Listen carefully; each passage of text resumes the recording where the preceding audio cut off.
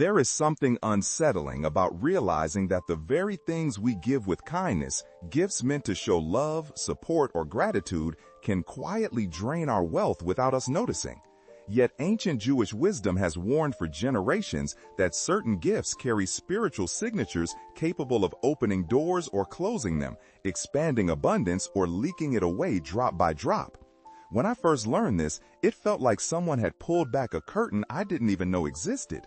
Suddenly, moments from my past made sense. Seasons of unexpected financial loss after giving what I thought were harmless presents.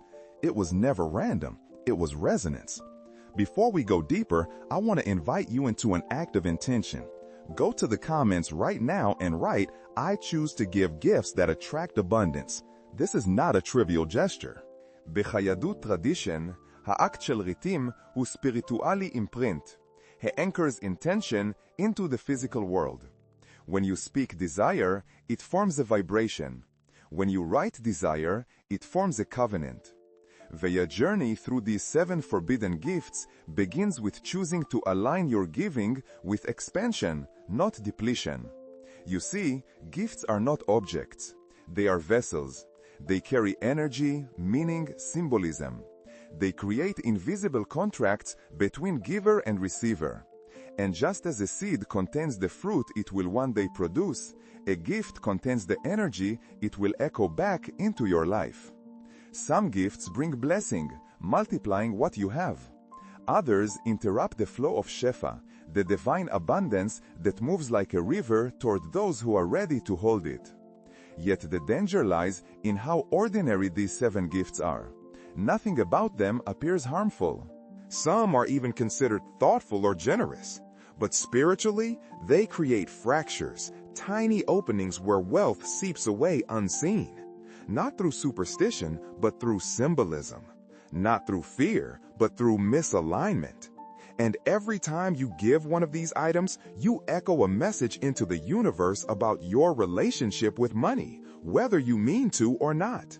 Imagine giving someone a gift that quietly whispers, "May your resources be cut," or "May your time run out," or "May your abundance remain empty." These messages are never spoken aloud, yet in spiritual law, intent does not need to be conscious to be transmitted. The object carries its own story, its own vibration, its own silent prophecy. And so today, as you walk with me through this path of ancient wisdom, you will discover each of the 7 gifts you must never give if you desire wealth, stability, or expansion. You may be surprised by how familiar they are. You may even recall times when life felt strangely heavier after offering one of them. But knowledge restores power. Awareness restores control. And the first gift, the one we will reveal next, is deceptively simple. Something people give every day without realizing that it symbolizes lack so strongly that it can bind the giver to financial emptiness. To understand why certain gifts can quietly unravel your financial stability, you must first understand the spiritual mechanics behind giving itself. In Jewish wisdom, giving is not a transaction, it is a transmission, a movement of energy, intention, and symbolism that flows from the giver into the receiver and cycles back again. Nothing you give leaves your life, it merely changes form. And if the form carries a vibration of lack, emptiness, sharpness, or sorrow, that vibration returns to you with remarkable precision. The sages taught that Shefa, the divine flow of abundance, moves through vessels. Not just physical vessels like bowls or containers, but relational vessels, emotional vessels, symbolic vessels. A gift is one such vessel. When you hand something to another person, you are not simply transferring an object. You are shaping an energetic pathway. That pathway can widen, allowing greater blessing to move towards you, or it can constrict, causing prosperity to leak through unseen cracks. This is why not all generosity creates blessing. Kindness by itself is not enough. Intention matters, yes, but symbolism matters just as deeply. If you give a gift that represents limitation, the universe hears limitation. If you give a gift that symbolizes emptiness, the universe registers emptiness. A gift becomes a seed planted in the soil of destiny, and the harvest always resembles the seed. Consider how many times people give objects without considering their meaning. A sharp tool, an empty container, a watch that ticks away the seconds of someone's time. These gifts look harmless, even thoughtful. Yet spiritually, they carry messages that contradict abundance. They echo endings, cuts, voids, and closures. The giver does not intend harm, but intention alone cannot override symbolism. And this is where psychology intersects with spirituality. The subconscious mind is always listening. It interprets symbols faster than language and deeper than logic. When you give a gift loaded with negative symbolic value, your subconscious records that act as a micro-declaration of scarcity. It interprets your action as approval of loss, stagnation, or depletion. And once recorded, these subconscious beliefs subtly shape choices, habits, and financial outcomes. Think about the last time your finances felt strangely sluggish, opportunities delayed, money slipping away in unexpected ways, motivation thinning. What if part of that stagnation was tied to something you gave freely, believing it carried no weight?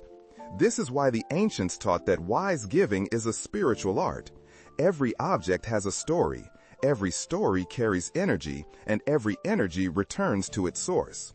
Now we stand at the threshold of the first forbidden gift, the one people give most casually, never realizing that its symbolism is so potent it can silently bind the giver to the very state they fear. A gift that represents financial emptiness so strongly that, if given incorrectly, it invites emptiness back into your own life. The first forbidden gift is the empty wallet, or its cousin, the empty purse. At first glance, it seems thoughtful, even generous. People give wallets at birthdays, graduations, weddings, celebrations of new beginnings. But in Jewish spiritual law, giving a wallet with nothing inside is one of the most potent symbolic mistakes a person can make. Because a wallet is not just an object, it is a vessel of financial destiny. An empty vessel handed to another person silently declares, "May your finances be empty." And whatever you declare, even unintentionally, echoes back into your own life. A wallet represents the flow of wealth, the container where abundance rests.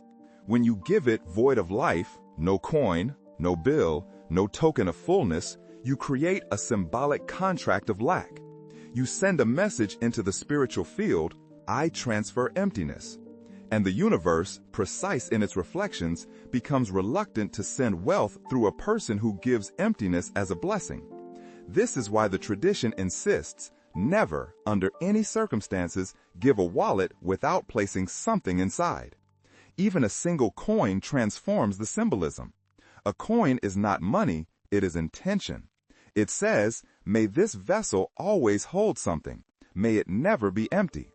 And that intention rebounds to you, multiplying the energy of abundance rather than draining it. I once heard a story of a man who gifted his younger brother a beautiful leather wallet.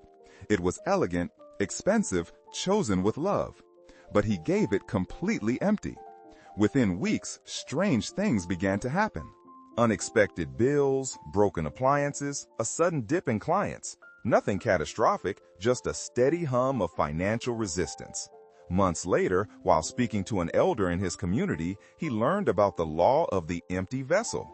The elder smiled and said, "You gave emptiness, emptiness answered." He immediately sent his brother a coin to place inside the wallet, and within days, the heaviness began to lift. Psychologically, the message is the same. When you hand someone an empty wallet, you reinforce a subconscious pattern of scarcity within yourself. Your mind learns the language you speak through action, and an empty wallet speaks loudly. Spiritually, the impact is even deeper. A wallet is a symbol of capacity. To give it empty is to signal that you are comfortable transferring lack. And the universe, always listening, always mirroring, adjusts accordingly. But here is where this teaching sharpens. The empty wallet is only the beginning. Among the 7 forbidden gifts, it is the most obvious. The next one appears just as harmless, yet its symbolism is sharper, literally. Because the second forbidden gift does not just drain wealth, it severs it. It cuts through the fabric of abundance with a precision so ancient and so feared that entire traditions developed rituals to neutralize its power. The second forbidden gift is any sharp object: knives, scissors, razors, even decorative blades. These items often appear practical, thoughtful, or symbolic of craftsmanship, but spiritually, they carry a far heavier meaning. In ancient Jewish teaching, anything with an edge is not merely a tool. It is a force that cuts. And whatever cuts in the physical world also cuts in the energetic world. When you give a sharp object as a gift, you risk slicing through the very channels that connect you to abundance. The sages taught that sharp objects sever ties, ties of prosperity, ties of harmony, ties of relational flow. A knife gifted without awareness can symbolically cut the bond between giver and receiver. A pair of scissors can cut the thread of financial blessings shared between two people. And even when given with the purest intention, the symbolic message remains: may something be cut between us. The universe responds to symbols, not excuses. Consider how deeply this meaning is woven into tradition. For centuries, Jewish families have avoided gifting knives at weddings, fearing they might slice the couple's prosperity or sever their unity. Even in friendships, gifting something sharp without a ritual exchange was believed to invite conflict or loss. To neutralize the effect, people would offer a symbolic coin in return, transforming the gift into a purchase so that the cut would not bind itself to the giver's destiny. Psychology, once again, mirrors this spiritual wisdom. Sharp gifts often emerge in moments where tension already exists: subtle resentments, unspoken frustrations, unresolved emotions. Without realizing it, the giver may be expressing this tension symbolically, and the subconscious mind absorbs the message: cut, sever, divide. That message does not stay confined to relationships. It bleeds into finances. Contracts dissolve, opportunities slip away, collaborations weaken. Money follows the path of emotional stability, and when stability is cut, abundance hesitates. Imagine giving someone a knife as a housewarming gift. You intend practicality, but spiritually, the message is fragmentation. Imagine gifting scissors to a colleague. You intend usefulness, but symbolically, you offer division. These small acts ripple through the unseen layers of your life, creating subtle fractures where prosperity once flowed smoothly. Let me tell you a quiet story whispered across generations. A young woman gifted her sister a beautiful handcrafted kitchen knife. Within days, the two found themselves arguing over something trivial.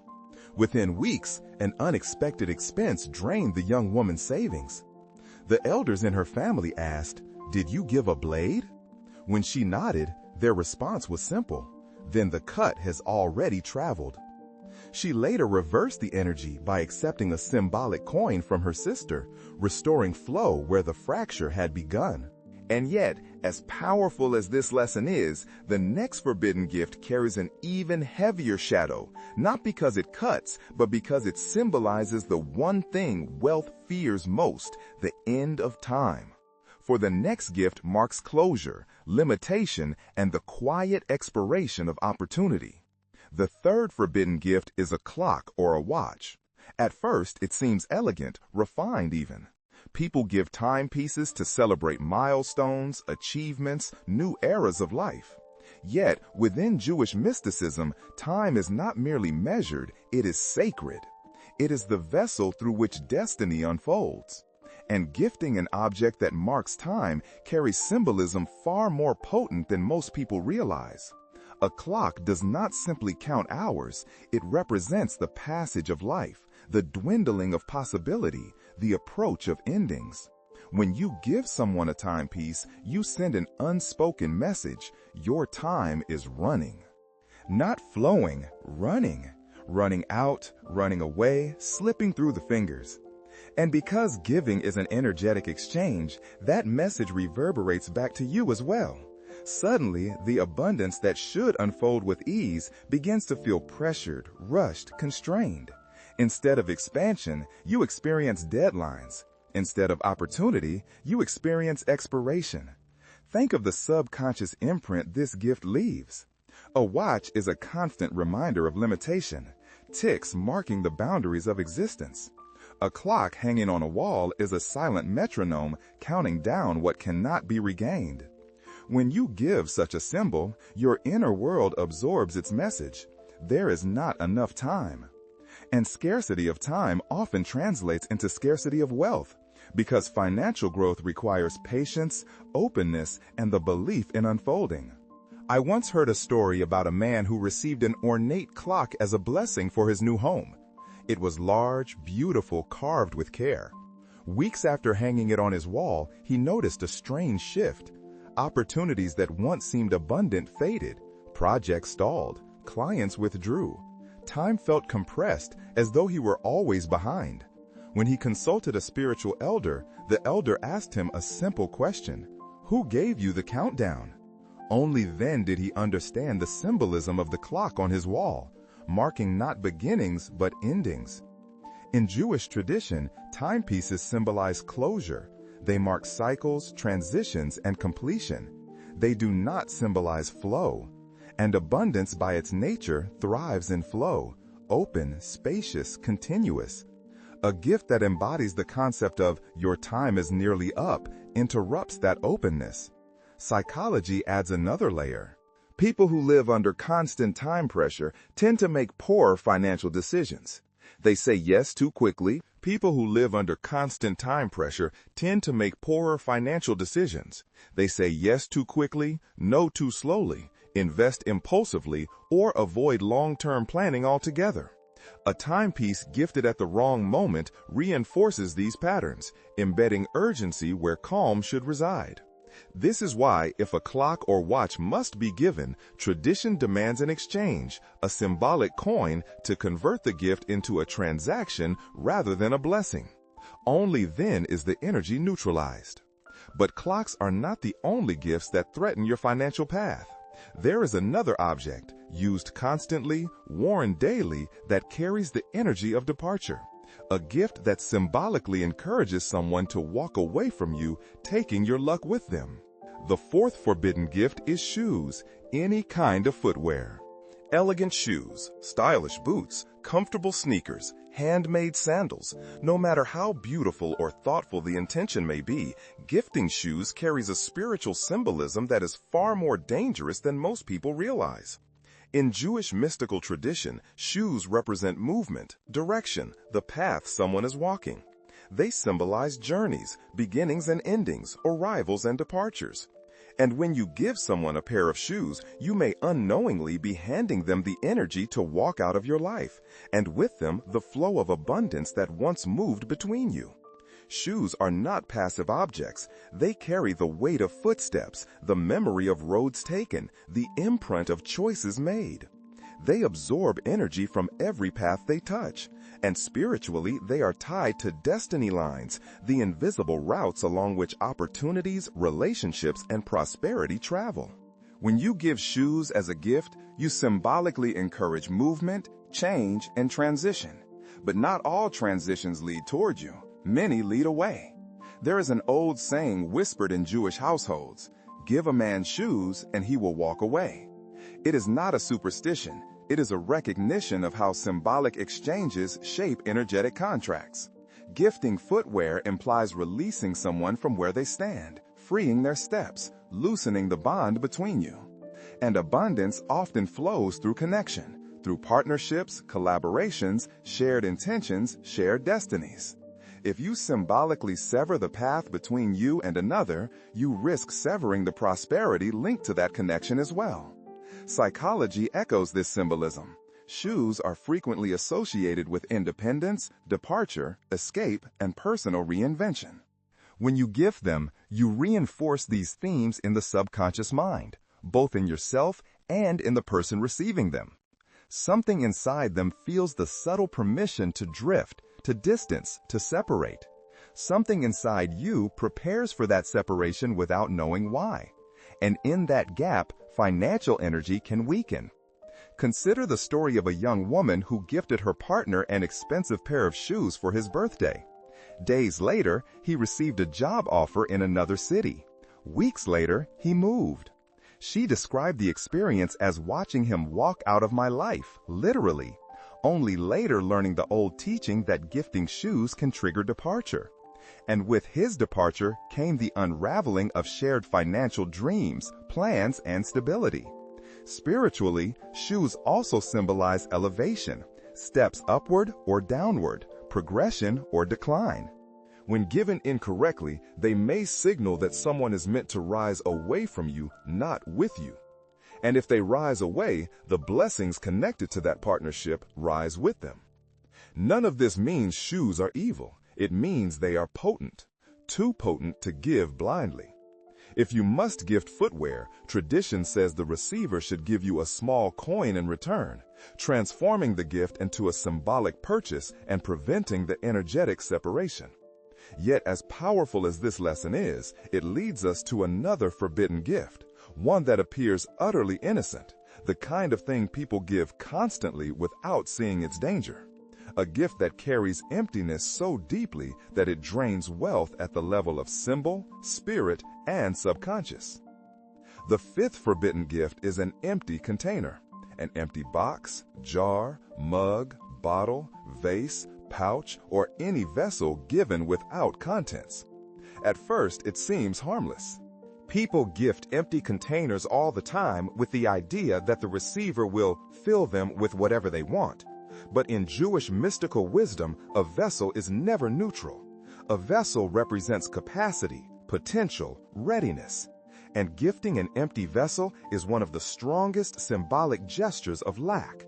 It silently declares, "May your container remain empty." A vessel is a spiritual metaphor.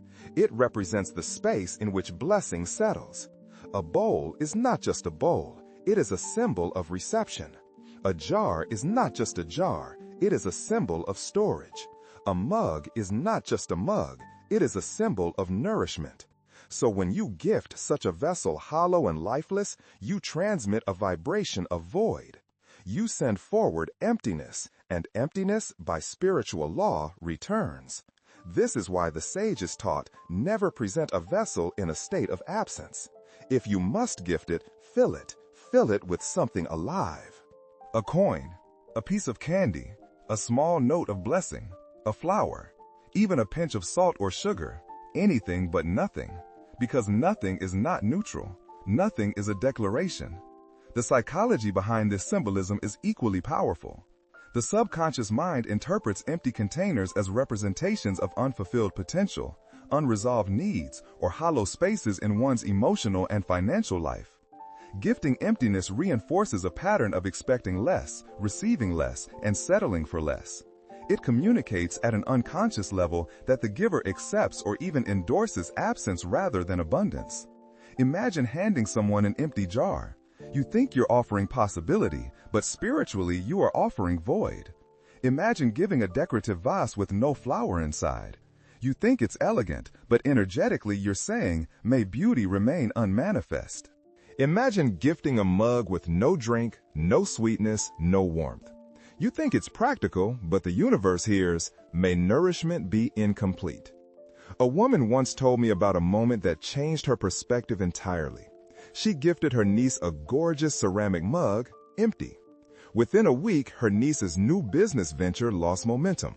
At the same time, the woman experienced a sudden slowdown in her own financial life. When she confided in a spiritual mentor, she was asked a simple question: did you give a vessel or a void?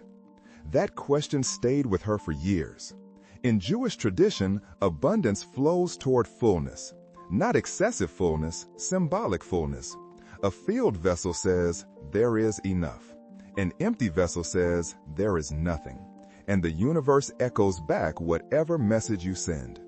Yet as meaningful as this lesson is, it leads us to something even more subtle. Because the next forbidden gift is not empty at all. It is used, worn, broken in ways the eye may not see, but the spirit certainly feels. And giving such an object can create fractures in your abundance far deeper than you might imagine. The sixth forbidden gift is a used or broken item, something secondhand, chipped, damaged, or carrying the energetic residue of another person's life. Many people give such gifts with good intentions. They believe they're being practical, resourceful, environmentally conscious, or emotionally generous. But in Jewish spiritual wisdom, gifting an item that is used or broken transmits fragmentation, and fragmentation is the enemy of abundance. What is incomplete cannot hold blessing, and what is damaged cannot invite prosperity. Objects carry memory. They hold the energy of the hands that touched them, the emotions felt around them, the environments they lived in. When you give someone a used item, you are not gifting only the object. You are gifting its history, its weight, its unresolved energy. And if that history includes struggle, scarcity, conflict, or stagnation, then you are silently passing those vibrations forward. In doing so, you create a spiritual contract with the very energies you wish to avoid. Broken items carry an even sharper symbolism. A cracked mug, a chipped bowl, a malfunctioning device. These represent vessels that cannot hold. They whisper, "Blessing leaks here." And when you give such an object, you reinforce that belief within your own subconscious. You teach yourself without words that imperfection is acceptable, that lack is tolerable, that receiving less than whole is normal. The subconscious absorbs this message, and your financial patterns adjust accordingly. I once heard a story about a man who gifted a friend his old lamp. It still worked, but its base was loose and the shade was torn. Within days, the man experienced a series of minor financial annoyances: unexpected fees, a delayed payment, a lost item he had to replace. When he consulted a spiritual teacher, she asked, "Why did you send brokenness out of your home?" The question struck him. He had never thought of it that way. But by giving an incomplete object, he had unknowingly affirmed incompleteness in his own life. Psychologically, the effect is just as profound. When you give used or damaged items, you signal to your own mind that you operate from scarcity. You reinforce the belief that you cannot afford to give something whole, new, or vibrant. You shrink your sense of worth. And when worth shrinks, opportunities shrink with it. There is, of course, a distinction between gifting something antique, an item of genuine value and preserved energy, and gifting something used because it is no longer good enough for you. The universe discerns the difference with impeccable clarity. But now we step into the final forbidden gift, the one people give constantly, thinking they are offering comfort and care. Yet this gift carries the saddest symbolism of all, the vibration of tears, sorrow, and emotional heaviness. Of all seven, it is the one most closely tied to financial decline when given without awareness. The seventh and final forbidden gift is a handkerchief, or anything symbolically tied to tears, sadness, or emotional heaviness. At face value, it seems compassionate, a soft gesture for someone who might need comfort, a practical item for daily use. But in Jewish mystical tradition, a handkerchief is never just cloth. It is a vessel for sorrow, a receiver of tears, a symbolic sponge for suffering, grief, and emotional release. And whatever you gift as a vessel becomes a channel, carrying energy from giver to receiver and back again. When you give someone a handkerchief, you are not offering comfort. You are offering the symbolic expectation of tears. You are unknowingly blessing them with future sorrow. You are endorsing emotional heaviness. And in doing so, you create an energetic pathway that leads sadness toward them and back toward you. The universe hears intention, yes, but it also hears symbolism, and symbolism speaks far louder than words. This is why traditional Jewish households forbade the gifting of handkerchiefs. It was believed that such a gift created a covenant with grief. And covenants with grief have a way of multiplying themselves. Tears invite more tears. Emotional heaviness expands itself unless interrupted by awareness and intention. Psychology supports this spiritual insight more clearly than most people expect. Emotional states shape decisions. Decisions shape financial outcomes. People surrounded by symbols of sorrow often experience higher levels of stress, decreased motivation, and lower confidence, three invisible forces that slowly erode financial stability. A handkerchief gifted in innocence can become a subconscious anchor to sadness, increasing emotional reactivity and weakening clarity around money. Let me share a story that illustrates this truth vividly. A woman once gifted her friend a beautifully embroidered handkerchief as a gesture of support during a difficult time. The friend accepted it with gratitude. But over the next few weeks, both women found themselves caught in waves of heaviness, unexpected emotional setbacks, minor arguments, small yet persistent financial frustrations. When the woman mentioned this to a spiritual mentor, she was asked a single question: why did you give a vessel for tears? Only then did she understand that the gift had not lifted sorrow, it had extended its reach. Spiritually, handkerchiefs also symbolize farewell. They are waved during partings, used to dry tears at goodbyes, associated with endings rather than beginnings.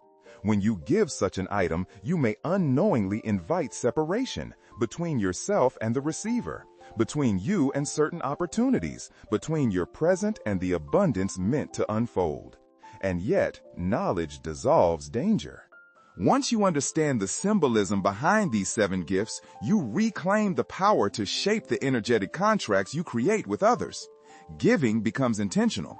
Receiving becomes conscious. Abundance becomes aligned. All that remains now is to weave these teachings together, to understand the deeper law that binds them, the principle that governs why certain gifts drain wealth while others multiply it. And so we turn to the final chapter, where the true spiritual logic of prosperity reveals itself. When you step back and look at all 7 forbidden gifts, a powerful truth emerges, something deeper than superstition, older than culture, and more personal than ritual. Each of these gifts is a symbolic vessel, and each vessel carries a message. A wallet declares fullness or emptiness. A blade declares division. A clock declares limitation. Shoes declare departure. An empty container declares lack. A broken object declares fragmentation. And a handkerchief declares sorrow. These messages do not simply travel outward toward the receiver. They return to the giver, weaving themselves into the unseen architecture of their financial and emotional life. This is the spiritual law behind every one of these teachings. What you give, you echo. What you echo, you become. If you transmit symbols of emptiness, fragmentation, or sadness, you align yourself with those states. If you offer objects that carry the vibration of endings, cuts, or limitations, your subconscious begins to operate from restriction rather than expansion. And abundance cannot settle where restriction is the ruling language. Jewish wisdom teaches that prosperity is not only about acquiring.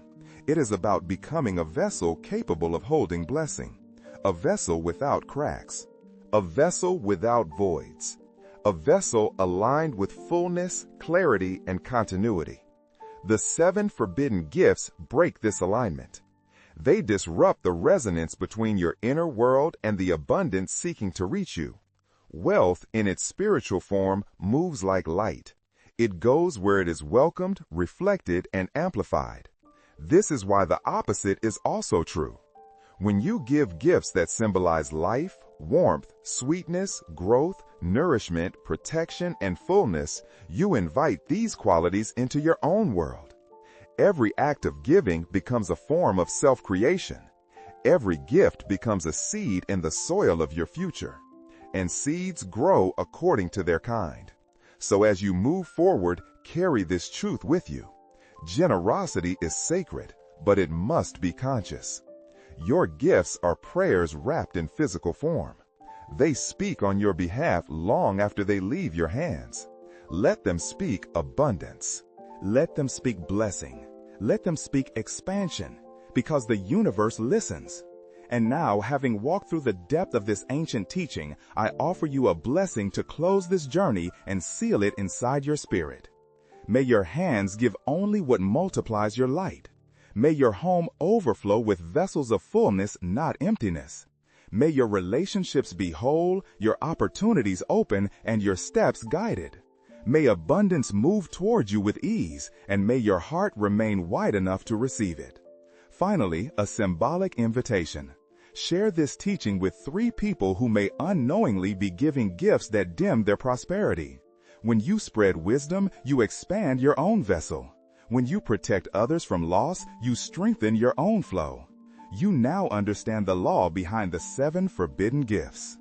And with this understanding comes the quiet, powerful ability to shape your financial destiny with intention, consciousness, and spiritual clarity.